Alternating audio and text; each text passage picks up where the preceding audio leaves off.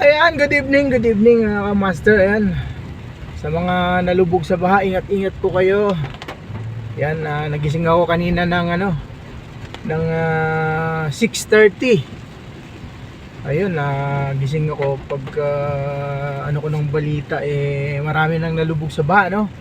Cainta, yung MacArthur Highway sa Valenzuela. Tapos yung Balintawak, hindi na possible yung mga sasakyan, lahat ng sasakyan may marulas Valenzuela.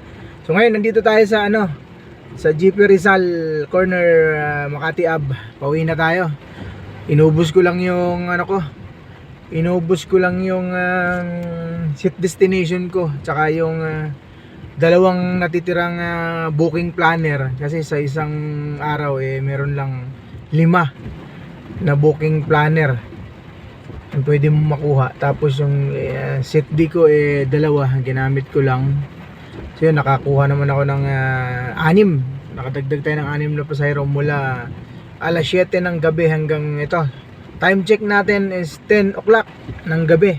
Update natin sa ulan dito sa Makati corner GP Rizal. Tayo 7-6 tayo ng Mandaluyong area. Pauwi na tayo. So ito, biglang bumuhos.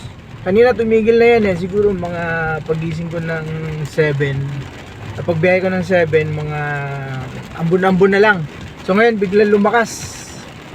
So ayan, tignan natin kung anong sitwasyon dito sa Mandaluyong. Patawid na tayo ng tulay. Ito, Makati Mandaluyong Bridge na tayo. Tingnan natin kung may baha. Ayan, dito na tayo sa bandang Tivoli Gardens, sa may Coronado, sa Hulo ng Daluyong. Malakas. Ayan, bumuhos talaga yung ulan. So paligo na tayo sa open canal. Tignan natin yung sitwasyon ng Mandaluyong Circle, kung may baha ba.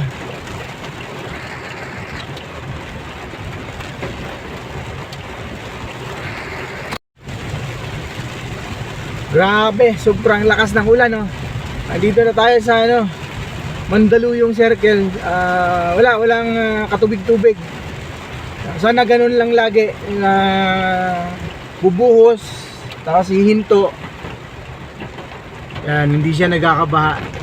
So yung update natin ngayong July 21, alas 10 ng gabi, 10:06.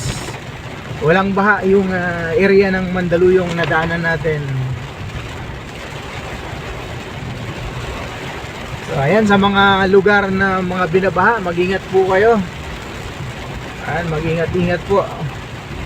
So kanina siguro may baha dito kasi nag two-way na tong one way lang to kasing circle na to. So siguro yung bandang Boni may baha kanina. Kasi ginawang two-way pala to. So kakana na tayo dito sa F. Martinez para sure tayo na walang baha. Kasi baka baha nga dun sa sa Santo Rosario. Yan yung mga bahaing lugar yung Boni Avenue or Santo Rosario. So, mag-ingat-ingat po tayo lahat. And good night.